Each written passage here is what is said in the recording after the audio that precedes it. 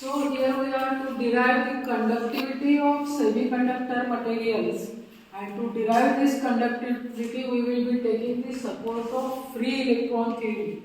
As we all know, conductivity of semiconductors is different from conductivity of conductors, because in conductors only electrons are carrying the current, whereas in semiconductors electrons as well as holes are the charge carriers. So what that different conductivity is, that we will derive today in today's lecture. And to do that, initially you can see, according to free electron theory, we can write down conductivity of conductor, that is sigma is equal to n e mu e, where n is electron density of that conducting material, then E is electronic charge, and mu E is mobility of electrons. So this is the conductivity of conductor. On the similar ground, using the same expression, we can write down about the conductivity of semiconductor material, and that can be written as sigma is equal to sigma n plus sigma p, because in case of intrinsic semiconductor we have electrons as well as holes which are acting as charge carriers. So this is contribution of electrons towards conductivity, whereas this is contribution of holes towards conductivity, and the total conductivity of semiconducting material will be sigma is equal to sigma n plus sigma p. Okay, where this sigma n, as we have just said, it is about the contribution of electrons within the material, so it is equal to n e mu e, and for holes sigma p is equal to p e mu h.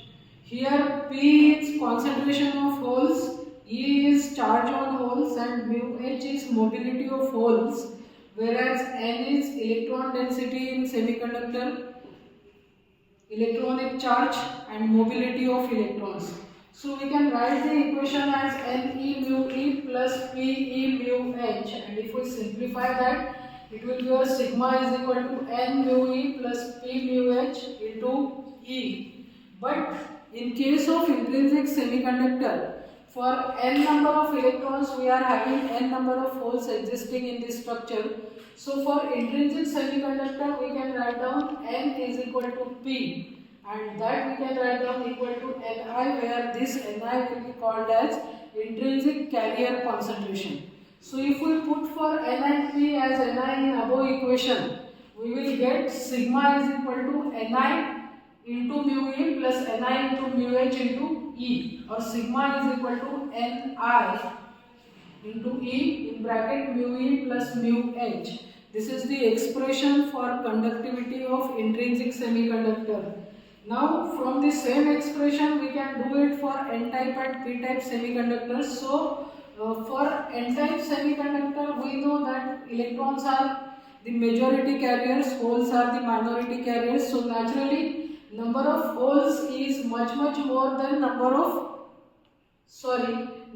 electrons, n is much more than number of holes. So the contribution of holes towards total conductivity, it is negligibly small, and we can write down the conductivity of n-type semiconductor as sigma n is equal to n e mu e. This is conductivity of n-type extrinsic semiconductor. Similarly, in p-type semiconductor, the concentration of holes is much more than concentration of electrons. So the contribution of electrons towards conductivity is negligibly small. This term will be removed from the total conductivity, and you get sigma p is equal to p e mu h. This is the conductivity of p-type extrinsic semiconductor, and this way you can derive the expressions for conductivity of intrinsic semiconductor, p-type and n-type extrinsic semiconductor.